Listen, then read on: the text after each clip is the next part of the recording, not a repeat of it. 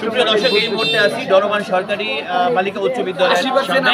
এই ভোট কেন্দ্রটিতে মোটামুটি সকাল থেকে এ পর্যন্ত আমাদের দেখার দৃষ্টিতে যে খুব সুন্দর শান্তিপূর্ণভাবে নির্বাচন হচ্ছে।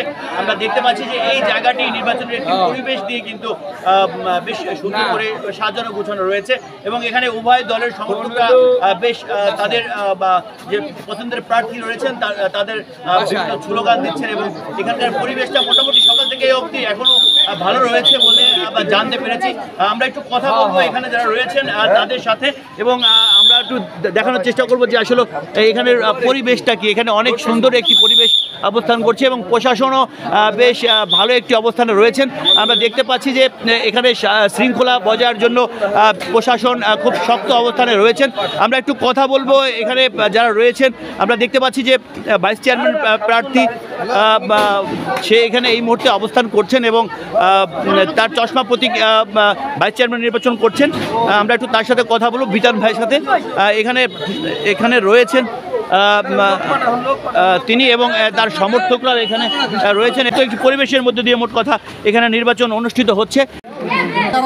আমরা একটু কথা বলবো যে ভাইস চেয়ারম্যান প্রার্থী রয়েছেন বিতান ভাই, আমরা তার সাথে কথা বলবো এবং জানার চেষ্টা করবো নির্বাচনের পরিস্থিতিকে। আমরা দেখতে পেয়েছি তাকে মাদারীপুর ডনবান সরকারি উচ্চ বিদ্যালয়ের সামনে সে নির্বাচন পর্যবেক্ষণ করছেন, দেখছেন তার অবস্থার সম্পর্কে। তার সমর্থকদের সাথে এখানে এসেছেন। আমরা একটু কথা বলবো ভাইয়ের সাথে।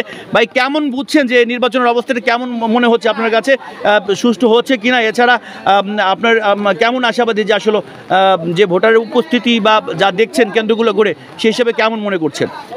আসসালামু আলাইকুম। আজকে আবহাওয়ার পরিস্থিতি সকাল থেকে অনেক ভালো ছিল, ঠান্ডা, অনেক ভোটাররা ভোট দিতে আসছেন। এরকম পরিস্থিতি এখন গুড়ি গুড়ি বৃষ্টি হচ্ছে, কিন্তু এরকম পরিস্থিতি থাকলে আশা করি ভোটার কাস্ট অনেক হবে।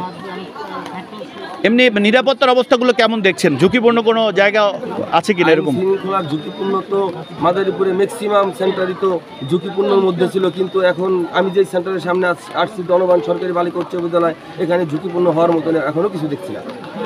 এমনি মানে সব মিলিয়ে মোটামুটি শান্তিপূর্ণই হচ্ছে।